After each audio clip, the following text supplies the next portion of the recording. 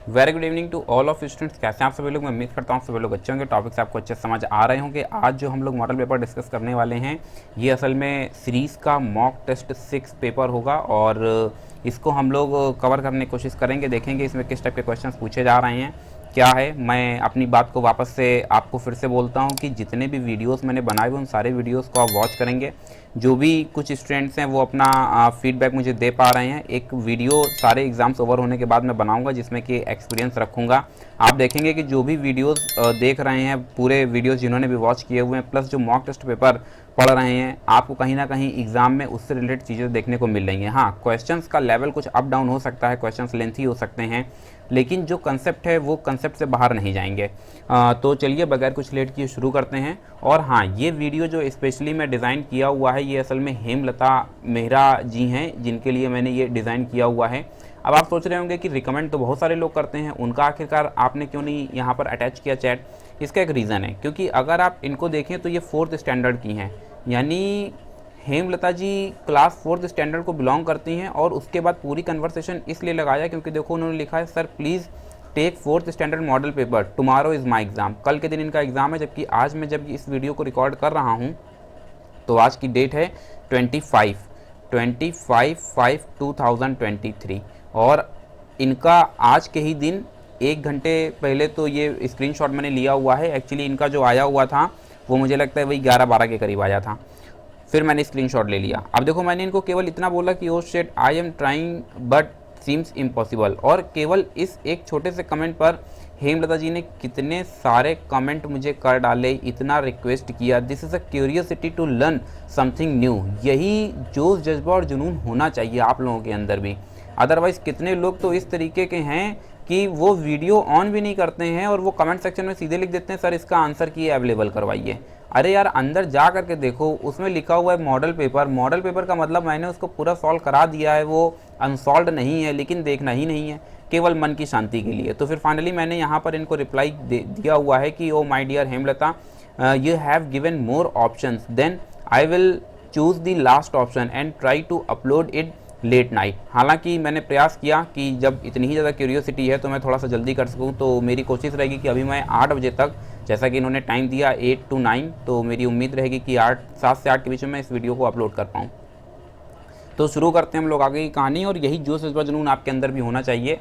निश्चित तौर पर जब ये 4th स्टैंडर्ड की है तो मैं सोचता हूँ कि इनके पेरेंट्स भी कितने ज़्यादा अवेयर होंगे, क्योंकि 4th स्टैंडर्ड का बच्चा फॉर्म खुद से तो नहीं फिल कर पाएगा, लेकिन हाँ, बच्चे की जो क्यूरियोसिटी है वो देखने लायक है, अद्भुत है अपने आप में। और यही आप सभी लोगों के लिए सभी लोगों के अंदर होना चाहिए। तो क्वेश्चन नंबर 1 से शुरुआत करते हैं। ये 4th स्टैंडर्ड के लिए पेपर डिज़ाइन किया गया है, बाकी देख सभी लोग सकते हैं। तो 999 आप जानते हैं, A डिवाइड्स B को जब हम लोग लिखते हैं तो इसको A इंटू 1/B। जब ये डिवाइड साइन हटता है, डिवाइड जब मल्टीप्लाई में जाता है तो B जो है वो रिप्लेस होकर के 1/B में कन्वर्ट हो जाता है।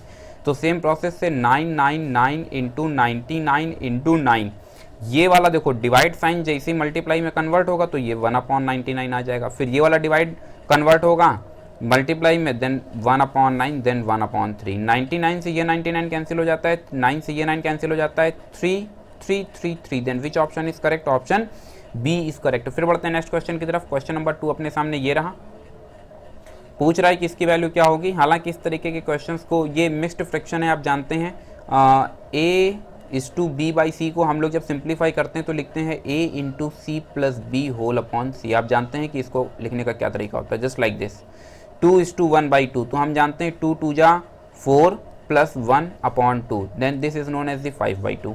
हालांकि इस सिस्टम को देखें तो एक प्रोसेस तो यही, जैसे कि हम लोग मैनुअली चल रहे हैं उस प्रोसेस से अटैम्प्ट ले सकते हैं। अदरवाइज हमने मान लिया कि जो 13:4/7 है वो A है, जो 8:3/7 है वो B है।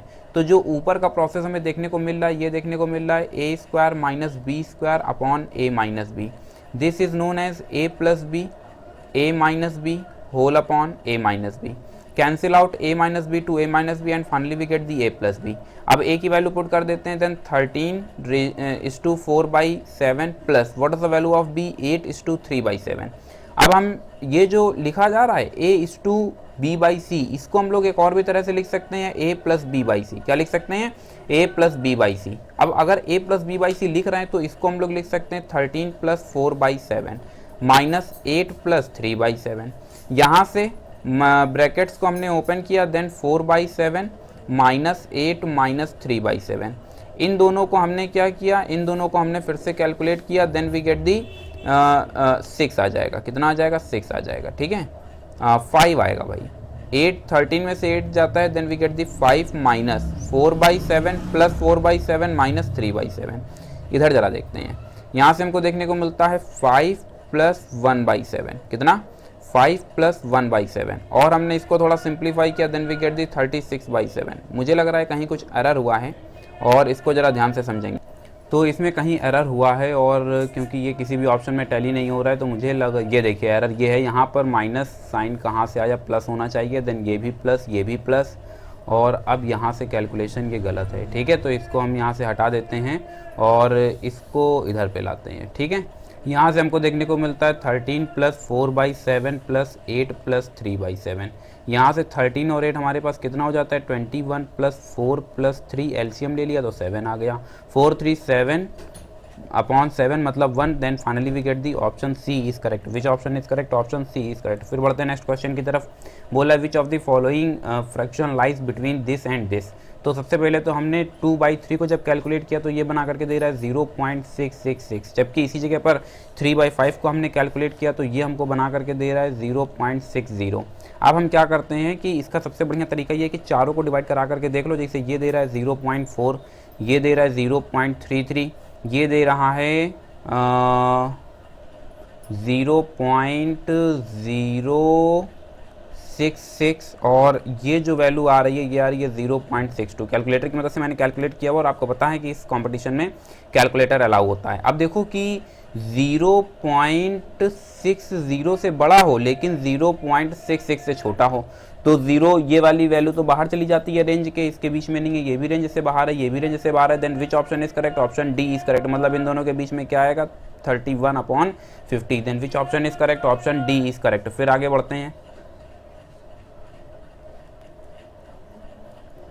क्वेश्चन नंबर 4 अपने सामने ये रहा, इसको कैलकुलेट करना है। We have to find out the value of the question mark. तो क्वेश्चन मार्क को सबसे पहले तो हमने x मान लिया। क्या मान लिया है? क्वेश्चन मार्क को मान लिया है x। ठीक है, अब वही कंसेप्ट हम लोग अप्लाई करेंगे। ये जो एक्सप्रेशन लिखा गया है, ध्यान से समझना, ये जो एक्सप्रेशन लिखा गया है 2:1.5/5, इसको हम लिखेंगे 2 + 1.5/5। फिर जो दूसरी वैल्यू दी जा रही है 2:1/6, इसको हम लोग लिखेंगे 2 + 1/6। फिर जो लिखा गया है 1:3.5/15, इसको हम लोग क्या लिखेंगे? 1 + 3.5/15। अब ये दोनों एडिशन फॉर्म पर हैं, तो अगर हम इन दोनों को ऐड करते हैं तो 2 और 2 4 हो जाता है। 4 + 1.5/6 प्लस 5 है, और यहाँ से देखने को मिलेगा प्लस का 1/6। जबकि ये जो एक्सप्रेशन है, इस एक्सप्रेशन को कर दिया गया है माइनस। इस एक्सप्रेशन को माइनस किया गया तो इसको माइनस कर दिया। Then we get the -1 -3.5/15। अब -1 और ये देखो, ये दोनों यहाँ से कैंसिल हो जाते हैं, तो यहाँ से हमको देखने को मिल रहा है 3 प्लस इन 3 का एलसीएम 5 6 और 15 का एलसीएम आ जाता है 30। देन 5 6 जा, देन यहाँ से 9 मिलता है, 6 5 जा, जबकि यहाँ से मिलता है 7। इक्वल में क्या चल रहा है? Question mark to the power 1/3/4 plus यहाँ से आपको देखने को मिलेगा 1 + 7/30। इसी कंसेप्ट से इसको ब्रेक कर लिया है। ठीक है, यहाँ से हमको देखने को मिलता है 3 + 5 और 2 7 5। अरे ये सब्ट्रैक्शन से 2 मिला, 5 to 7/30। फिर यहाँ से -1 -7/30, x to the power 1/3 whole upon 4। ये दोनों कैंसिल हो जाते हैं। 3 1 जाता है तो कितना मिल जाता है? 3 1 जाता है तो मिल जाता है 2 इसकस to x to the power 1/3/4। इसको हम यहाँ पर देखते हैं। देन 4 2 जा 8 इसकस to x to the power 1/3 means cubic root 3। अब हमने क्या किया? Cubic both side. जैसे ही बोथ साइड पावर 3 हमने रन कराया तो ये जो 1/3 है ये 3 से 3 कैंसिल हो जाता है, और ये हमको देखने को मिलता है 8 to the power 3। 8 to the power 3 का मतलब हो गया 512। Then which option is correct? Option C is correct. फिर बढ़ते हैं नेक्स्ट क्वेश्चन की तरफ। क्वेश्चन नंबर 4 अपने सामने ये रहा, 5 अपने सामने ये रहा। बोले what is the place value of 5। 5 की प्लेस वैल्यू हमको पता करनी है, तो ये 0th प्लेस है, ये 10th प्लेस है, ये 100 प्लेस है, ये 1000 प्लेस है, ये 10,000 प्लेस है, ये लाख और ये 10 लाख। ठीक है, 5 की प्लेस वैल्यू पूछ रहा है तो 5 की प्लेस वैल्यू 5 कहाँ पर है देख लेते हैं। 5 असल में हमको दिख रहा है 10,000 के प्लेस पर, किस पोजीशन पर, 10,000 की पोजीशन पर। तो मतलब 5 आगे 4 जीरो। इसको सिंपल सी लैंग्वेज में ये समझो कि हमसे बोल रहा है 32547110। जिस नंबर की प्लेस वैल्यू पूछे उसके आगे जितने भी नंबर्स होंगे वो सब जीरो लग जाएंगे। तो 5 की प्लेस वैल्यू पूछ रहा है तो 5 के आगे 4 जीरो, सीधे आंसर आ गया, ऑप्शन सी इज करेक्ट। फिर आगे बढ़ते हैं। इसके ऊपर शायद मैं वीडियो प्रिपेयर नहीं कर पाया क्योंकि मुझे उम्मीद नहीं थी कि क्लास 4th स्टैंडर्ड के बच्चे भी इतने सिंसियर होते हैं और वो वीडियोस को वॉच कर रहे होंगे, इसलिए मैं वीडियो को नहीं प्रिपेयर कर पाया। हालांकि स्टूडेंट्स की रिकमेंडेशन थी फॉर द क्लास 6 स्टैंडर्ड, वो भी क्लास 5th स्टैंडर्ड, वो भी बोल रहे थे कि पेपर लगा हुआ है, शायद कल उनका भी पेपर है। मगर मैं स्पेशली मतलब मुझे बहुत ही ज़्यादा खुशी हुई है देख करके कि बहुत ही छोटे बच्चे जिस एज में उनको खिलौनों की ज़रूरत है उस एज में वो स्पेशली रिकमेंड कर रहे हैं कि सर प्लीज़ आप वीडियो बनाइए। तो भावुकता बस मैं बह गया और बहुत मुश्किल है कि अब मैं क्लास 5th का वीडियो में प्रिपेयर कर पाऊँ। फिलहाल हम लोग आगे बढ़ते हैं क्वेश्चन नंबर 6 की तरफ।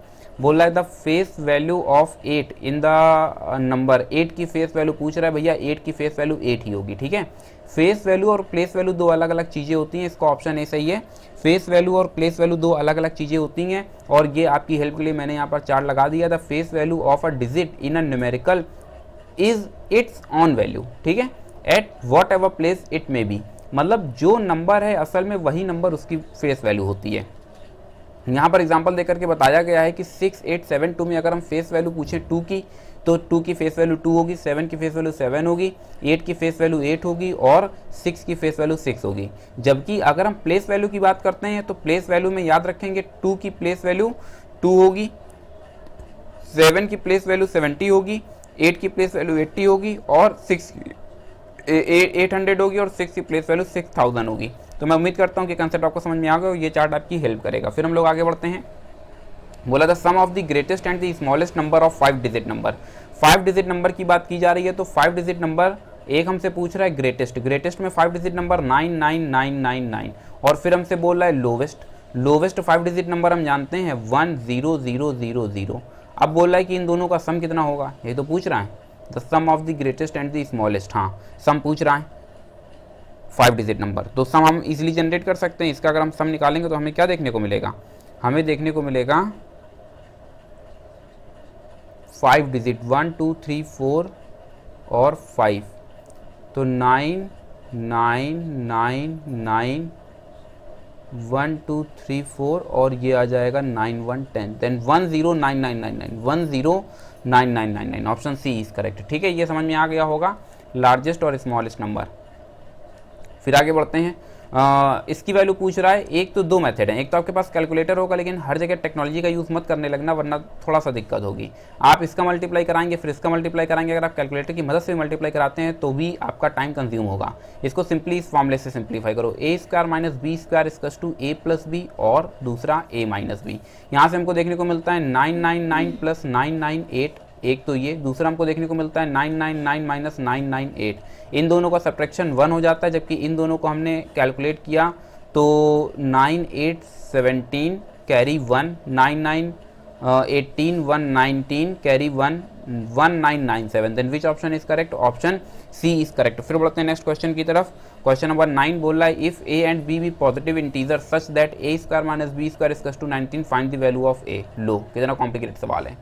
इक्वेशन एक है, दो वेरिएबल है लेकिन अननोन, मतलब एक ही अननोन डिस्कस कर रहा है। खैर कोई बात नहीं, इस फॉर्मूले को हम लिख सकते हैं a + b और a - b। a² - b² अभी पीछे फॉर्मूला बताया 19। अगर यहाँ दो फैक्टर हैं तो यहाँ पर भी दो फैक्टर होने चाहिए। अगर हम 19 को ध्यान से देखें तो 19 असल में एक प्राइम नंबर है जिसको हम लिख सकते हैं 19 × 1। इसका मतलब अगर हम कंपेयर कराएं तो a + b की वैल्यू 19 होगी और a - b की वैल्यू 1 होगी। एक क्वेश्चन यहाँ से रेज हो सकता है, सर a - b अगर 19 ले लें तो आप अच्छी तरह से जानते हैं कि वहाँ पर साफ साफ बोल रहा है कि दोनों नंबर्स कैसे हैं, पॉजिटिव हैं। और दूसरी यहाँ पर चर्चा जो की जा रही है वो इस बात की चर्चा की जा रही है कि अगर दोनों नंबर पॉजिटिव हैं तो सब्ट्रैक्शन छोटा होना चाहिए और एडिशन बड़ा होना चाहिए। इस बेसिस पर कंपेयर कराया। अब दोनों को क्या करो, ऐड कर दो। जैसे ही ऐड किया then we get the 2a = 20 and a equals to हमें कितना मिल जाता है 10 मिल जाता है। Then which option is correct, option B is correct. फिर हम लोग आगे बढ़ते हैं। अगर इसी में b की वैल्यू पूछे तो आप a की वैल्यू उठाना किसी भी क्वेश्चन में रख देना, चाहे 1 में रख देना चाहे 2 में रख देना, आपका आंसर आ जाएगा। फिर बढ़ते हैं नेक्स्ट क्वेश्चन की तरफ। क्वेश्चन नंबर 10 अपने सामने ये रहा, बोल रहा है the largest natural number which exactly divides the product of any 4 consecutive number. अच्छा ठीक है, हमें सबसे बड़ा नेचुरल नंबर चाहिए जो which exactly divides the product of any 4 consecutive number, जो 4 कॉन्सिक्यूटिव नंबर के प्रोडक्ट को क्या कर दे, डिवाइड कर दे। तो नेचुरल नंबर आप जानते हैं n, n+1, n+2, n+3। मुझे एक इसकी वीडियो नंबर सिस्टम पर बनानी चाहिए थी, समय नहीं मिल पाया, एक्चुअली अनएक्सपेक्टेड रहा ये। खैर ये जो एक्सप्रेशन है, इस एक्सप्रेशन में हमने क्या किया, n की वैल्यू को 1 पुट किया, और जैसे n की वैल्यू को 1 पुट किया तो यहाँ 1, 1+1, 1+2 एंड 1+3। यहाँ से आपको देखने को मिलता है 1, देन 2, देन 3, देन 4, 4 3 जा 12, 24। देन n की वैल्यू हमारे पास कितनी आ रही है, 24। बोला the largest natural number which exactly divides the product of any 4 consecutive number, option C is correct. Which option is correct, option C is correct. फिर बढ़ते हैं नेक्स्ट क्वेश्चन की तरफ। बोल रहा है द नंबर पाई इज, पाई की आप 2-3 वैल्यूज पढ़ते हैं। एक तो पाई की वैल्यू आप पढ़ते हैं 22/7, ये एक और भी पढ़ते हैं पाई की वैल्यू 3.14। एक्चुअली याद रखना पाई एक इरेशनल नंबर है, उसको कभी भी आप रेशनल टिक नहीं करेंगे। ये मत समझना कि 22/7 ये यूनिवर्सल ट्रूथ है। ये कैसा ट्रूथ है, यूनिवर्सल ट्रूथ है। थोड़ा सा नंबर सिस्टम को यहाँ डिस्कस करना ज़रूरी हो गया क्योंकि कई क्वेश्चन नंबर सिस्टम के जनरेट हो चुके हैं। तो सबसे पहले हम लोग डिस्कस करते हैं सेट ऑफ नेचुरल नंबर। क्या डिस्कस करते हैं, set of natural number 1, 2, 3 and so on. फिर दूसरा आ जाता है हमारे पास होल नंबर। होल नंबर में 0 और इंक्लूड हो जाएगा 1, 2, 3 एंड सो ऑन। फिर हमारे पास आ जाता है सेट ऑफ इंटीजर, 0 बीच में रहेगा, 1, 2, 3, फिर यहाँ -1, -2 एंड सो ऑन। यहाँ पर फिर हमारे पास आ जाता है रियल नंबर। रियल नंबर एक बीच में मिसिंग है, Q। रेशनल नंबर P/Q का फॉर्म होगा, Q डज नॉट इक्वल 0 होगा। P and Q have no common factor. कौन से फैक्टर नहीं होने चाहिए, कोई भी कॉमन फैक्टर नहीं होना चाहिए। सबसे बड़ी बात, P और Q दोनों किसको बिलोंग करने चाहिए, Z को बिलोंग करने चाहिए। R क्या होता है, set of all rational and irrational number is called the real number. तो पाई किस तरह का नंबर है, पाई एक इरेशनल नंबर है। फिर हम लोग आगे बढ़ते हैं नेक्स्ट क्वेश्चन की तरफ। बोला है the least number of 5 digit which has 1, 2, 3 as a factor 8। पूछ रहा है कि the least number of 5 digit का वो लिस्ट नंबर बताओ जो असल में 1, 2, 3 से डिविजिबल हो, मतलब 1, 2, 3 उसका एक फैक्टर हो। इसका सेंस ये है कि वो 1, 2, 3 से क्या हो, डिविजिबल हो। तो इस टाइप के क्वेश्चंस को करने के लिए आपको थोड़ा सा कलम उठानी पड़ेगी। 5 डिजिट लीस्ट नंबर 5 डिजिट अभी पीछे बताया था, 1 आगे 4 0 लगाओ। अब हम क्या करेंगे, डिवाइड कराएंगे। तो जब हमने इसको डिवाइड कराया देन 8 टाइम्स में ये जाता है और यहाँ से हमको देखने को मिलता है 984। क्या 984, यहाँ से 6, यहाँ से 1 और ये 0, 160 1 टाइम्स में चला जाता है। Then we get the 123। हमें क्या मिल रहा है, हमें मिल रहा है 37।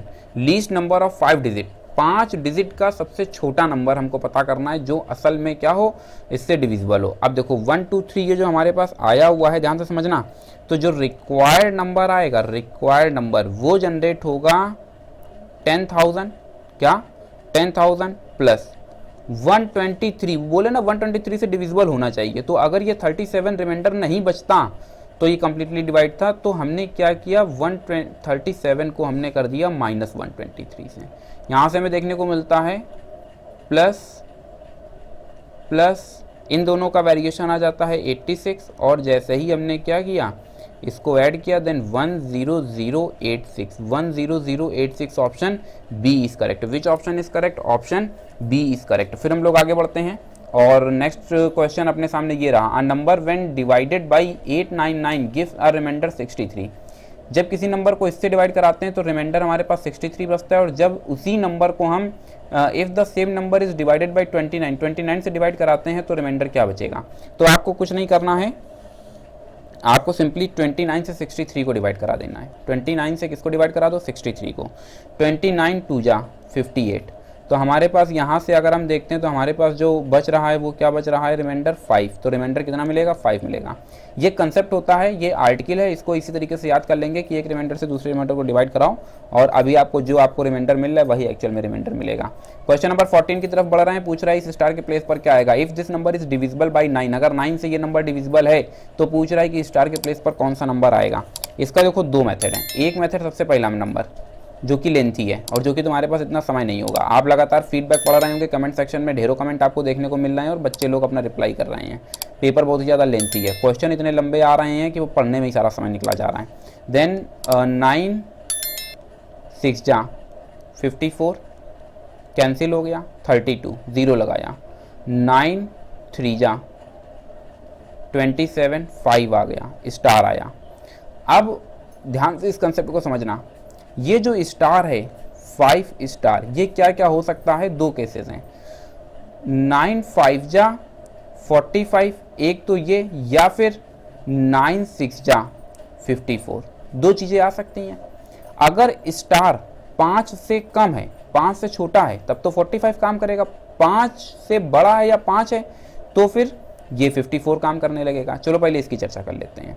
मान लेते हैं कि स्टार 1 है, अगर सच में स्टार 1 है तो ये 51 हो जाएगा, ये 6 बचता है 67, फिर 9 से डिविजिबल नहीं हुआ, जबकि क्वेश्चन में क्या कहा गया है कि कंप्लीटली डिविजिबल है। तो 1 नहीं, 2 रख देते हैं। जब 2 रखा तो यहाँ पर 7 हो जाता है, अभी भी डिविजिबल नहीं है, ये भी बेकार हो गया। अब हमने 3 रख दिया, 3 रखा तो यहाँ पर 8 आ जाता है, अभी भी डिविजिबल नहीं है। और जब हमने रख दिया क्या 4 तो यहाँ पर आ जाता है 9 से 9 डिवाइड होगा, लेकिन फिर रिमाइंडर हमें 7 मिल रहा है, बेकार हो गया। इसका मतलब ये हुआ कि स्टार की जगह पर हमारे पास क्या आना चाहिए। अब 5 रख के देख लेते हैं। अगर 5 रखते हैं तो हमको देखने को मिलता है 10 और फिर 1 टाइम में डिवाइड हो जाता है, देन वी गेट दी 9 1 और फिर 7, फिर डिविजिबल नहीं है। अब एक काम करो जरा, यहाँ पर 6 रख दो। जैसे ही 6 रखा तो 9 2 जा, यहाँ 1 की जगह क्या आ जाएगा 2 आ जाएगा, यहाँ से बन जाता है 18, यहाँ से मिल जाता है 2 7 9 3 जा, बिल्कुल सही है। ये नंबर डिवाइड हो जाएगा कम्प्लीटली अगर यहाँ स्टार की जगह पर क्या हो जाए 6 हो जाए, ठीक है। Then which option is correct, option 3 is correct. लेकिन ये बहुत ही ज़्यादा लेंथी प्रोसेस है। अब एक सिंपल सी ट्रिक सुनो, हालांकि इस पर बेस्ड मैं एक शायद वीडियो बना चुका हूँ, नंबर सिस्टम बेस्ड कुछ इस तरह का वीडियो मुझे कुछ याद आ रहा है। प्ले लिस्ट मैंने बना दी है, जो इस साल के मैंने जितने भी वीडियोज़ अभी तक बनाए हुए हैं, अभी तक 28 वीडियोज़ हो चुके हैं, तो पूरी प्ले लिस्ट में आपको सीरियल वाइज देखने को मिल जाएंगे। अब कंसेप्ट सुनेंगे, कोई भी नंबर अगर 9 से डिविजिबल है तो उनका सम भी 9 से डिविजिबल होगा। क्या कहा, कोई भी नंबर अगर 9 से डिविजिबल है तो उनका सम भी 9 से डिविजिबल होगा। इसका मतलब इस नंबर के डिजिट्स का सम भी 9 से डिविजिबल होगा। तो नंबर्स के डिजिट का सम पता कर लेते हैं, ठीक है। और स्टार को हमने x रिप्रेजेंट कर दिया, भैया ऐड करो 9 12 14 21, कितना मिल जाता है 21 प्लस x। अब कुछ लोग कहेंगे कि x की वैल्यू -3 रख दें तो 18 आ जाएगा। अभी बताया कि नंबर्स के डिजिट का सम निकालना है, क्या कोई नंबर बीच में निगेटिव हो सकता है, नहीं हो सकता है। इसका मतलब यहाँ -3 कभी नहीं आएगा। तो नियरेस्ट नंबर जो जा रहा है वो क्या जा रहा है 6, क्योंकि 9 2 जा 18 और 9 3 जा 27। तो इसको 27 होने के लिए x को 6 होना पड़ेगा। देन ऑप्शन 3 इज करेक्ट है। ये ज़्यादा आसान मेथड है जो सेकंड मेथड अभी बताया हुआ है। क्वेश्चन नंबर 15 की तरफ हम लोग बढ़ रहे हैं। पूछ रहा है विच of the following is correct, कौन सा करेक्ट है। तो सबसे पहले हम क्या करते हैं, 2/3 को देख लेते हैं 0.66 है, 3/5 को देख लेते हैं 0.60 है, जबकि 11/15 को हम देखते हैं तो ये बना देता है 0.73। अब असेंडिंग सिस्टम पर सबको लगा दो। सबसे छोटा हमारे पास जा रहा है 3/5, फिर हमारे पास जा रहा है 2/3, बस यही ऑप्शन सही है, option B is correct, option B is correct. फिर बढ़ते हैं नेक्स्ट क्वेश्चन की तरफ। क्वेश्चन नंबर 16 अपने सामने ये रहा, पूछ रहा है कि इनका एलसीएम क्या होगा। तो जब भी फ्रिक्शन नंबर्स का एलसीएम निकालते हैं, किसका एलसीएम निकालते हैं, फ्रिक्शन नंबर्स का एलसीएम निकालते हैं, तो फ्रिक्शन नंबर्स का एलसीएम निकालने के लिए न्यूमरेटर का क्या जनरेट कर लेते हैं, एलसीएम जनरेट कर लेते हैं 5 8 11 अपॉन एचसीएफ जनरेट करते हैं 396। और जब हमने एलसीएम ऊपर का लिया तो ऊपर से एलसीएम को देखने को मिलता है 440, जबकि नीचे से जो हमारा एचसीएफ आ जाता है वो 3 आ जाता है। 440/3 means option C is correct. फिर हम लोग आगे बढ़ते हैं नेक्स्ट क्वेश्चन की तरफ। बोल रहा है the least number which when divided by 4 5 6 and 8 leaves the remainder 3।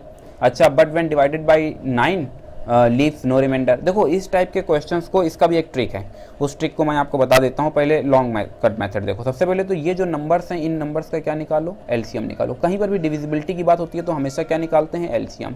और इनका एलसीएम क्या आ गया है, 120 आ गया है, ठीक है। अब बोल रहा है now can be written in the form of, now number can be written, now number can be written in the form of, किस फॉर्म पर लिख रहे हैं, वो बोल रहा है कि जब इसको least number which when divided by this leaves a remainder 3। तो रिमाइंडर थ्योरम हम लोग अप्लाई कर रहे हैं और इसके तहत जो हमारे पास नंबर आया है वो हमने मान लिया कि k से डिवाइड कराया तो रिमाइंडर 3 मिल रहा है। अब इसको तुम ऐसे समझो जैसे 2 से हमने डिवाइड कराया 7 को, तो 2 3 जा 6, तो इसी को तुम लिखते हैं डिवाइजर इनटू ये जिससे डिवाइड करा रहे हैं 2 इंटू 3 प्लस 1, ठीक है। यानी 2 इंटू 3 प्लस 1 ये जो है ये देखो डिविडेंट हो जाता है, तो डिविडेंट 7 की वैल्यू क्या है, divisor into quotient plus remainder, यही है divisor into quotient plus remainder. के की वैल्यू हमको चाहिए, तो हमने क्या किया, के की वैल्यू को सबसे पहली बार में 1 पुट किया, के इक्वल्स टू 1। जैसे ही के की वैल्यू 1 पुट किया, ये हमको देखने को मिलता है 123 प्लस 3, अब ये मिल जाता है 123, 120, 120 प्लस 3 123। क्या ये 9 से डिविजिबल है, ये 9 से डिविजिबल नहीं है, बेकार हो गया। अब हम क्या करेंगे, के की वैल्यू को पुट कर देते हैं 2, और जैसे ही हमने के की वैल्यू को पुट किया 2, हमें देखने को मिलता है 120 इंटू 2 प्लस 3 243, कितना मिल जाता है 243। और 243 को अगर हम देखते हैं तो ये निश्चित तौर पर 9 से डिविजिबल है। देखो 9 2 जा 18 6 और 9 7 जा 63, ठीक है। तो इसका मतलब 243 इज द करेक्ट ऑप्शन। एक तो ये प्रोसेस रहा। अब दूसरा देखो, बोल रहा है कि वो नंबर पता करो the least number which when divided by, जिस नंबर को इन सबसे हम डिवाइड कराएंगे तो रिमाइंडर हमें क्या मिलता है, 3 मिलता है, but when divided by 9 leaves no remainder. अरे यार ये 4 ऑप्शन दिए हैं, इन्हीं 4 ऑप्शन को 9 से डिवाइड करके देख लो कि कौन सा कंप्लीटली डिविजिबल है। तो 243 कंप्लीटली डिविजिबल है, बस यही तुम्हारा आंसर सही हो गया, एकदम सिंपल सा। 9 से हमने क्या बताया, बाई ऑप्शन, इसको अगर हम करेंगे तो ये हमको स्पीड दे देगा। बाई ऑप्शन अगर आप करेंगे तो आप इसको इजीली अटेम्प्ट ले पाएंगे। फिर नेक्स्ट क्वेश्चन की तरफ बढ़ते हैं। बोल रहा है एचसीएफ ऑफ 2 नंबर इज 13। बोल रहा है and the other 2 factors of their LCM. कोई भी 2 नंबर है, मान लेते हैं एक्स और वाई 2 नंबर है, इन 2 नंबर का अगर एचसीएफ, ध्यान से समझना, अगर इन 2 नंबर का एचसीएफ 13 जा रहा है तो इसका मतलब ये हुआ कि 13 एक कॉमन नंबर है। 13 is a common number which exactly lies in this expression. मान लेते हैं x के फैक्टर कर रहे हैं तो एक फैक्टर 13 इसमें निकलना ही निकलना है। y के अगर हम फैक्टर करते हैं तो y में भी एक फैक्टर 13 निकलना ही निकलना है, बाकी अदर फैक्टर भी हो सकते हैं। बोल रहा है and other 2 factors of their LCM are 11 and 9। क्या बोल रहा है, and the other 2 factors of their LCM are 11 and 9। जो हम एलसीएम ले रहे हैं उसमें नंबर्स में कुछ ये हमें नंबर्स देखने को मिल रहे हैं, एलसीएम 11 और 15। बोला है larger of the 2 number is, बोला सबसे बड़ा नंबर इसमें से कौन सा होगा। एकदम आसान है, हमने कहा कि जो फर्स्ट नंबर है, अगर x में एक फैक्टर 13 है और एलसीएम 11 आ रहा है तो एक फैक्टर यहाँ पर कहीं 11 भी मौजूद होगा, 13 इंटू 11, क्योंकि 11 आप समझ रहे हैं ना एक प्राइम नंबर है। यहाँ से हमको क्या देखने को मिलता है, यहाँ से हमको देखने को मिलता है 143। जबकि सेकेंड नंबर की अगर हम बात करते हैं, किस नंबर की बात करते हैं, सेकेंड नंबर की अगर हम बात करते हैं तो हमको देखने को मिलता है 13 इंटू 15। यहाँ से हमको देखने को मिलता है 195। तो जो लार्जर नंबर है, क्या कहा, जो लार्जर नंबर है वो लार्जर नंबर क्या है, 195। इन दोनों में बड़ा नंबर कौन सा है, 195। Then which option is correct, option A is correct. Which option is correct, option A is correct. तो मैं उम्मीद करता हूं कि कंसेप्ट आपको समझ आ गया होगा। हम लोग फिर आगे बढ़ते हैं और नेक्स्ट क्वेश्चन की तरफ देखते हैं कि क्या है। बोल रहा है if the Santosh salary is 11/5 times of Mohan. अच्छा, तो संतोष को एस से लिखेंगे, s इक्वल्स टू 11/5, मोहन को m से लिखेंगे। अगर हम इसको सिस्टमैटिक देखें तो s upon m equals to 11/5, इसका मतलब s ratio m equals to 11/5। फिर बोल रहा है Rohan is 7/5 times of Mohan.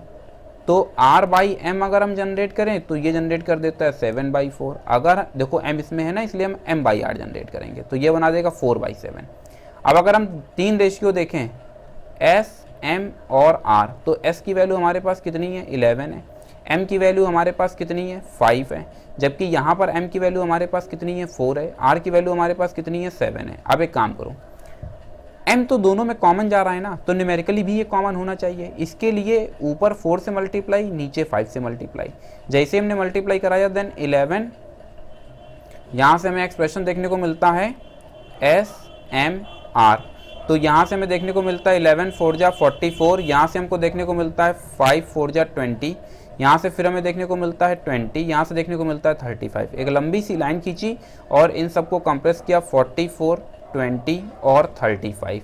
ये S रहे, ये M रहे, ये R रहे। क्या पूछ रहा है, बोला संतोष सैलरी टू रोहन। S और R के बीच में रिलेशन पूछ रहा है। S और R के बीच में रिलेशन आपको पता है 44:35। Then which option is correct, option A is correct. फिर बढ़ते हैं नेक्स्ट क्वेश्चन की तरफ। बोल रहा है x upon y equals to 6/7। तो हम मान लेते हैं कि x जो है वो 6 के है, y जो है वो 7 के है। अब अगर आप दोनों को डिवाइड कराएंगे तो k से k कैंसिल हो जाएगा और हमको यही आउटपुट देखने को मिलता है।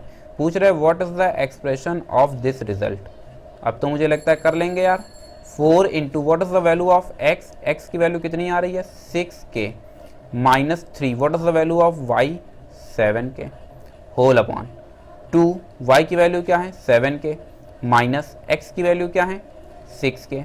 इसको थोड़ा सा और कैलकुलेट किया then 24k minus 21k upon यहाँ से 14k माइनस 6k, यहाँ से आपको देखने को मिलता है 3k अपॉन 8k, k से k कैंसिल हो जाता है and finally we get the 3/8।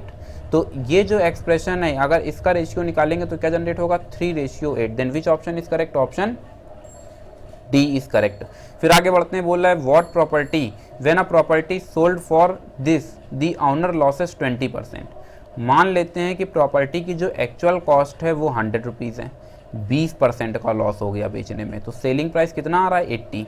जबकि क्वेश्चन में कह रहा है कि जो सेलिंग प्राइस है वो 25,000 है, मतलब हमारा 80 क्वेश्चन के 25,000 के इक्वल हो गया। इसका मतलब ये हुआ कि हमारा 1 क्वेश्चन के 2500 अपॉन 8 के इक्वल हो गया, मतलब हमारा 100 क्वेश्चन के ठीक वो साइड मल्टीप्लाई करा दिया, 4 2 जा 8 और यहाँ से 25, फिर 2 से डिवाइड करा दिया, 2 1 जा 2, 2 2 जा 4, ठीक। फिर इन दोनों का भी मल्टीप्लाई करा दिया, तो 100 की वैल्यू हमारे पास कितनी जनरेट हो जाती है, 100 की वैल्यू जनरेट हो जाती है 31250। 100 क्या है CP, 100 क्या था CP कॉस्ट प्राइस। अब कह रहा है at what price must that property be sold in order to gain 20% profit. मतलब जो हमारे पास CP जनरेट हुआ है इस CP पर वो कितने परसेंट का प्रॉफिट चाहता है 20% का। अगर 20% का प्रॉफिट चाहता है तो 31250 का 20% और जनरेट कर लो। मुझे लगता है 1 0 से 1 0, 2 5 जा 5 से कैंसिल करो, 5 6 जा 5 2 जा 5 5 जा 6250। ये इतना प्रॉफिट उसको चाहिए इतने अमाउंट में, तो टोटल उसको कितनी कॉस्ट रखनी चाहिए, इतने को भी ऐड कर दो। जैसे ही आपने ऐड किया 37,500 ऑप्शन सी इज करेक्ट। मैं उम्मीद करता हूँ कि चीज़ें आपको बेहतर तरह से समझ आ रही होंगी। फिर बढ़ते हैं नेक्स्ट क्वेश्चन की तरफ। क्वेश्चन नंबर 22 अपने सामने ये रहा। कहा जा रहा है सम आइटम्स, सम टाइम्स नहीं है भाई, some items were bought at 12 items for rate 5। मतलब समझ रहे हैं 12 आइटम्स प्राइस एट बाइंग कितना 5 रुपए। बोला है एंड सोल्ड दिस 6, मतलब कुल मिलाकर प्रॉफिट निकालना है, परसेंटेज प्रॉफिट, ठीक है। तो हम क्या करेंगे 12 आइटम का जब 5 रुपए है तो एक आइटम का निकालेंगे प्राइस। एक आइटम का प्राइस क्या आ जाएगा 5/8 रुपीज़, ठीक है। सम आइटम्स वर बॉट, मतलब ये कुल मिलाकर के क्या हो गया CP हो गया। एंड बोल रहा है sold at 6 items for rate 6। इसका मतलब क्या हुआ 6 items sold at rate 6 rupees. तो 1 item sold at rate 1 rupees. अरे भाई 6/6 करोगे तो क्या 1 ही रुपीज़ तो आएगा। ये क्या हो गया, SP हो गया। हमको चाहिए क्या, हमको चाहिए प्रॉफिट परसेंटेज। तो प्रॉफिट परसेंटेज के लिए हमको निकालना होता है प्रॉफिट, और प्रॉफिट हमारा कैसे निकलता है आप जानते हैं, SP माइनस CP ही असल में क्या होता है, प्रॉफिट होता है। SP 1 है, CP है 5/8, एलसीएम लेकर के सिंप्लीफाई किया, देन वी गेट दी 3/8। तो 3/8 अपॉन, अब जब हम डिस्कस करते हैं तो यहाँ से हमको देखने को मिलता है CP, अपॉन में CP हमारे पास कितना है, CP है 5/8 इंटू यहाँ से क्या मिल जाता है, 100 मिल जाता है। तो यहाँ से जब हमने इसको और थोड़ा सा कैलकुलेट किया तो एक चीज़ बच्चा ये गड़बड़ है कि जब यहाँ 12 आइटम था तो यहाँ पर 8 कैसे हो गया, यहाँ पर 12 होना चाहिए। ठीक है, यूनिट रूल का इस्तेमाल किया गया, 12 से ही डिवाइड होगा। टाइपोग्राफिकल एरर है, दिमाग कहीं इधर उधर मेरा घूम रहा है। यहाँ पर 12, यहाँ पर भी अब जब सिंप्लीफाई करते हैं तो यहाँ से देखने को मिलेगा 7/12, कितना 7/12। ये गड़बड़ है, यहाँ से आ जाएगा 7/12, ये प्रॉफिट अपॉन CP कितना आया है 5/12 इंटू 100। 12 से ये 12 कैंसिल हो जाता है, यहाँ से देखने को मिलता है 7/5 इंटू 100, 5 2 जा, and finally we get the 140 rupees. कितना 140%, रुपीज़ नहीं 140%। प्रॉफिट परसेंटेज पूछ रहा है। Then which option is correct, option C is correct. फिर हम लोग आगे बढ़ते हैं, बोल रहा है A/B=B/C। तो इसको लिख सकते हैं A/B=B/C। क्रॉस मल्टीप्लाई कराया, then B² = AC। Now we have to find out the value of A⁴/B⁴ लिख सकते हैं A⁴/B⁴। A⁴ को ऐसे ही रखते हैं और B⁴ को लिख सकते हैं B² then A⁴ what is the value of B², AC²।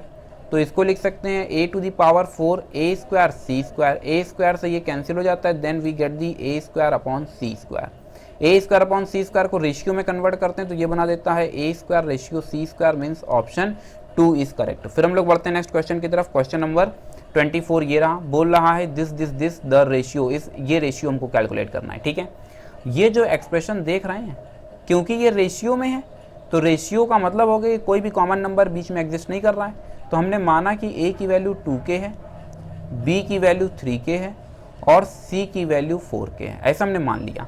अब अगर हम इसको कैलकुलेट करते हैं तो A/B की वैल्यू हमको क्या देखने को मिलती है 2K/3K, कैसे के कैंसिल, देन 2/3। फिर B/C की वैल्यू क्या देखने को मिलती है 3K/4K से K फिर कैंसिल हो जाता है, देन वी गेट दी 3/4। फिर हमें C/A की वैल्यू क्या देखने को मिलती है, C की वैल्यू क्या है 4K/2K cancel, then we get the 2। अब अगर ये सारी वैल्यूज़ को हम इस एक्सप्रेशन में रखें तो A/B की वैल्यू आ रही है 2/3 रेशियो 3/4 रेशियो 2। ठीक, अब हमें करना क्या है कि रेशियो में डिनोमिनेटर को रिमूव करना है। क्या करना है, रिमूव करना है। तो मुझे लगता है कि 4 और 3 का जो हमारे पास एलसीएम आता है वो आ जाता है 12। क्या आ जाता है, 3 और 4 का एलसीएम क्या आ जाएगा, एलसीएम ऑफ 3 एंड 4 वो आ जाता है 12। देन 3 4 जा 12, तो 4 2 जा 8, 4 3 जा और 12 24। ठीक है, ये कंसेप्ट आपको समझ आ रहा होगा। रेशियो एंड प्रोपोर्शन का आपने वीडियो भी देखा होगा।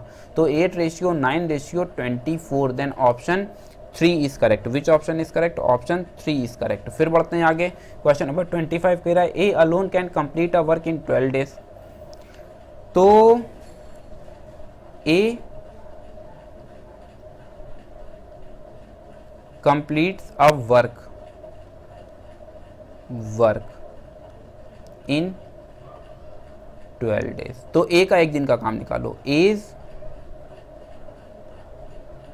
1 day वर्क, क्या आ जाएगा 1/12। फिर same be together can, A and be together can complete it in 8 days। इसका मतलब ए एंड बी टुगेदर को हम लिखेंगे A plus B is 1 day work, कितना आ जाता है 1/8। बोला है how long will be alone take to complete the work. भाई ये दोनों मिल करके काम जो कर रहे हैं एक दिन का कार्य वो 1/8 है, ए का अकेले एक दिन का काम 1/12 है। तो 20 अलोन 1 डे वर्क। इसको तुम ऐसे समझो कि अगर हमने लिखा है a plus B equals to 1/8, तो a की वैल्यू 1/12 यहाँ पर ला करके रख दो, तो b की वैल्यू आप इजीली ट्रांसफ़र करके जनरेट कर सकते हैं 1/12। इसी बात को मैं यहाँ पर लिख रहा हूँ। 20 1 डे वर्क क्या हो जाएगा 1/8 माइनस 1/12। जो दोनों लोग काम कर रहे हैं उससे a अकेले को माइनस कर दो। एलसीएम 24 आ जाता है, 12 2 जा 8 3 जा, देन वी गेट दी 1/24। ये जो आया है ये क्या आया, 20 अलोन 1 डे वर्क। इसका क्या मतलब हुआ, अगर मल्टीप्लाई कराएंगे तो 20 अलोन 24 डेज वर्क, कितना 1 कार्य, टोटल कार्य 1, तो कितने दिन में अकेले कर लेगा 24 दिन में। Then which option is correct, option 1 is correct. इसको जरा ट्रिक से समझेंगे।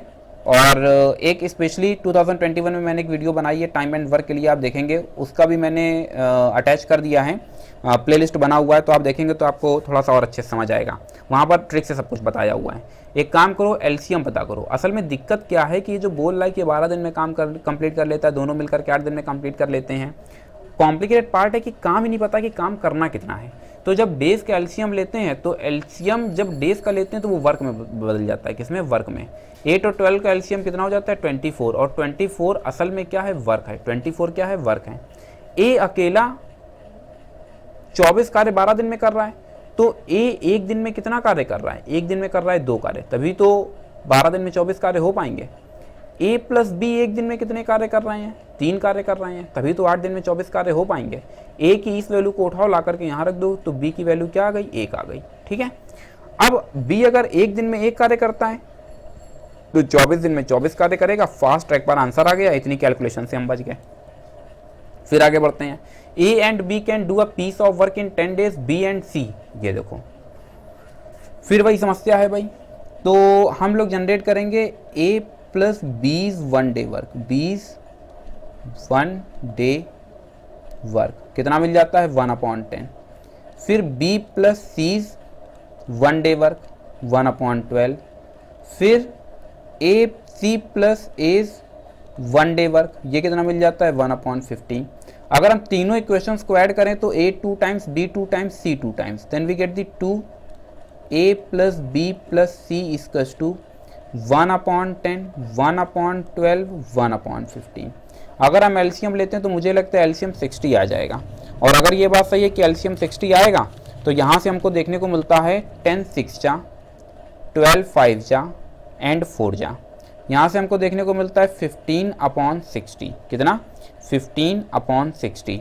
अगर इसको हम कैलकुलेट करते हैं देन 15 4 जा, तो यहाँ से मिलता है 2a plus B plus C's 1 day work, कितना आ जाता है 1/4। हमने a plus B plus C का एक दिन का कार्य निकाला तो वो बना देता है 1/8। हमसे पूछ रहा है सी अकेला कितने दिन में कार्य कंप्लीट कर लेगा, तो हमें सी की वैल्यू चाहिए। देखो a प्लस बी की वैल्यू यहाँ से 1/10 दे दी गई है, इसको हमने इक्वेशन 1 मान लिया, इसको 2 मान लिया और हमने लिखा by first and second. a plus B की वैल्यू ला करके यहाँ रखो, तो जैसे ही हमने यहाँ पर रखा तो हमें देखने को मिलता है 1/10 plus C equals to 1/8, then C equals to 1/8 minus 1/10, और मुझे लगता है कि एलसीएम आ जाता है 40, देन 8 5 जा, 10 4 जा, देन वी गेट दी 1/40। मतलब सी अकेला कितने दिन में कंप्लीट कर लेगा 40 दिन में। Then which option is correct, option 3 is correct. अब इसी को अगर हम चाहें तो ट्रिक से भी कर सकते हैं। हमने क्या बताया कि कार्य अगर पता चल जाए तो हमारी बात बन जाएगी। वो कार्य पता करने के लिए हमने आपको ट्रिक दे दी है, क्या दी है कि आप डेज का एलसीएम ले लें तो वो वर्क में तब्दील हो जाता है। तो एलसीएम निकालो जरा, किसका किसका, 10 12 और 15 का। और अगर हम इन सब का एलसीएम निकालते हैं तो मुझे लगता है एलसीएम 60 आ जाएगा। कितना आ जाएगा 60 आ जाएगा। अब अगर एलसीएम 60 आया है तो ये 60 वर्क है जो कंप्लीट करना है। बोला ए और बी मिलकर के 60 कार्य 10 दिन में करते हैं, तो ए प्लस बी का एक दिन का कार्य कितना हो जाएगा 6। सेम प्रोसेस से बी प्लस सी का एक दिन का कार्य कितना हो जाएगा 12 5, और ए प्लस सी का एक दिन का कार्य कितना हो जाएगा 15 दिन में कर रहे हैं तो 4। तीनों को ऐड कर दिया, then 2a plus B plus C का एक दिन का जो कार्य है वो असल में कितना हो जाता है 15, अब ध्यान, a plus B plus C equals to 15/2, मतलब हमें मिल जाता है a plus B plus C equals to 7.5। तो a प्लस बी एक दिन में 6 कार्य, b प्लस सी एक दिन में 5 कार्य, a प्लस सी एक दिन में 4 कार्य, तो a plus B plus C एक दिन में 7.5 कार्य।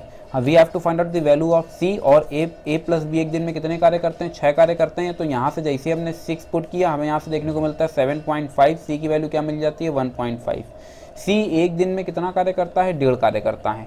तो उसको कार्य कितना करना है, 60 कार्य करना है। अगर एक दिन में 1.5 कार्य करता है तो 60 कार्य करने के लिए हमने जैसे ही 60/1.5 कराया, हमें आउटपुट में क्या मिल जाता है, 40 मिल जाता है, और 40 means option third is correct. तो दोनों ही मेथड मैंने आपको बता दिए हैं। बढ़ते हैं नेक्स्ट क्वेश्चन की तरफ। क्वेश्चन नंबर 27 अपने सामने ये रहा। बोला था calendar of the year 1939 is same as which of the year, कह रहा है किस ईयर के सेम होगा, किस ईयर से सेम होगा। तो सबसे पहले क्या करो कि 4 से डिवाइड करो 1939 को, तो 4 4 जा 16 मिल जाता है, देन वी गेट दी 3, 4 4 जा 8 4 जा 32 मिल जाता है, देन वी गेट दी 1 और फिर 9 4 4 जा, then we get the 16, we get the 3, remainder क्या मिल रहा है, 3 मिल रहा है।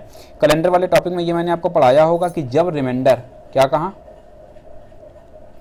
रिमाइंडर और ऐड, ठीक है, जब रिमाइंडर मिलता है 1 तो आपको ऐड करना होता है ईयर में 6, ऐड इन ईयर। अब सही है, जब रिमाइंडर मिलता है 2, जब रिमाइंडर मिलता है 3, और जब रिमाइंडर मिलता है 00, तो 00 मिलने पर 28, इन दोनों में 11 11, ठीक है। ये टेबल ऐसे ही याद रखना। रिमाइंडर हमको कितना मिल रहा है, 3 मिल रहा है, इसलिए हमको कितना ऐड करना पड़ेगा, 11 ऐड करना पड़ेगा। किस ईयर में, इसी ईयर में। तो 39 1 40 50 1950, then which option is correct, option C is correct. फिर बढ़ते हैं नेक्स्ट क्वेश्चन की तरफ। क्वेश्चन नंबर 28 अपने सामने ये रहा। बोल रहा है what was the day of the week 15 June 1776।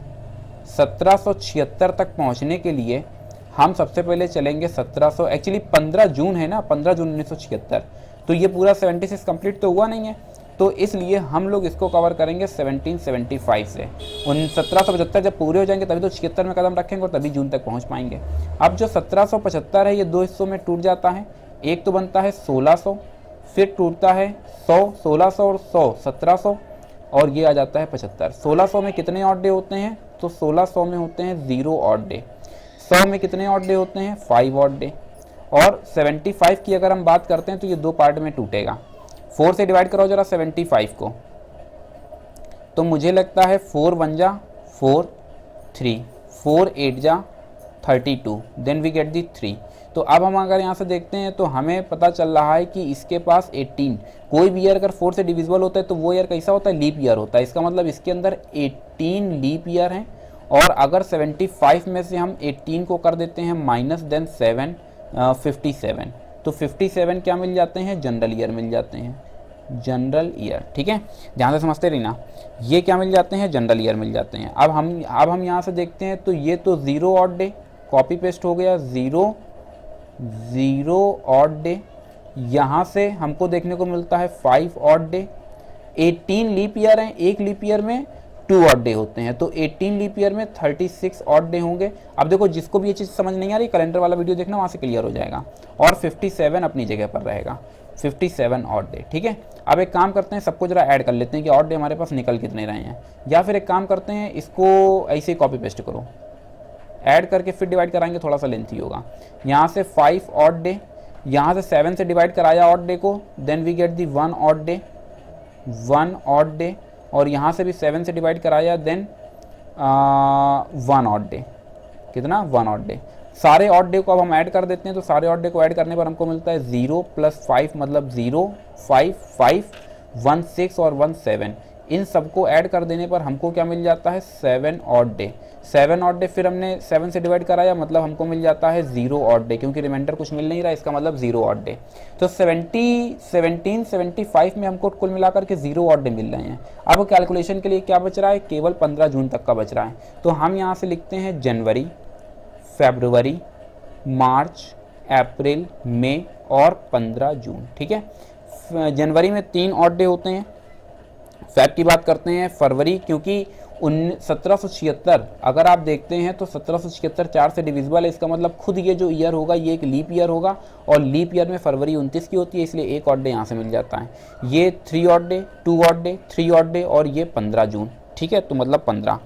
इन सबको अगर हम कैलकुलेट करते हैं तो 3 3 6 और 1 7, ये पूरा 7 ऑड डे बना रहा है, मतलब 7 से डिवाइड करा तो 0 ऑड डे हो गया। 3 to 5 ऑड डे ये हमको मिल रहे हैं, 7 से डिवाइड कराया तो 1 ऑड डे, दोनों को कंप्रेस किया तो मिल गया 6 ऑड डे। कितना? 6 ऑड डे।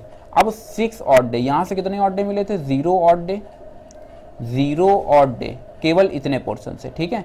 जबकि इस पूरे को कैलकुलेट किया तो हमको मिल रहे हैं 6 ऑड डे, तो 6 odd debt plus 0 odd day मिलाकर के बना देता है 6 ऑड डे।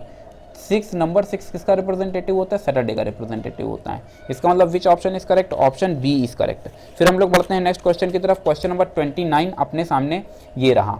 बोला है how many days in 4 years, बोला 4 साल में कितने दिन होंगे। एक साल में कितने दिन होते हैं? 365, तो 4 साल में 4 से गुणा करा दिया। यहीं पर तुम एरर कर दोगे। एक चीज़ याद रखना कि जब 4 साल की बात कर रहा है तो 4 साल में 1 फरवरी लीप ईयर, मतलब एक ईयर लीप ईयर होगा, यानी 1 फरवरी 29 की होगी। इसका मतलब कि कोई 1 फरवरी, कोई एक साल 365 नहीं बल्कि कितने का होगा? 366 का होगा। तो हमने मान लिया कि जो लास्ट ईयर है वही 366 का है। समझ गए मेरी बात? यानी ये जो प्रोसेस है अगर इसमें करते हैं तो +1 एक और हमें ऐड करना पड़ेगा, अदरवाइज 365, 365, 365 और 366। क्योंकि अगर 4 कॉन्सिक्यूटिव ईयर्स की हम बात कर रहे हैं तो इस सिचुएशन में एक साल ऐसा भी होगा जो असल में लीप ईयर का होगा। अब इन दोनों को ऐड किया, देन 730, इन दोनों को ऐड किया 731, कितना? 731, दोनों को ऐड कर दिया, then 1461। 1461 means option B is correct. फिर हम लोग बढ़ते हैं आज के लास्ट क्वेश्चन की तरफ। बोल रहे what was the angle made by the piece tower when it was showing the time 12 minute past 8। 12 minute past 8 का मतलब ये हुआ कि 8:12। क्या कहा? 8:12।